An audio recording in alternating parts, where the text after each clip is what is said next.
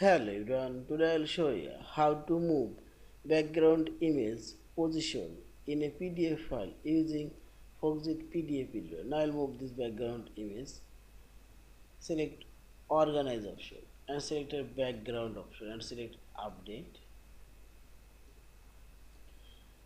First I'll decrease this background image size and make it 80. Now I'll change vertical distance, also make it 90. Now you can change horizontal distance if you like and see this.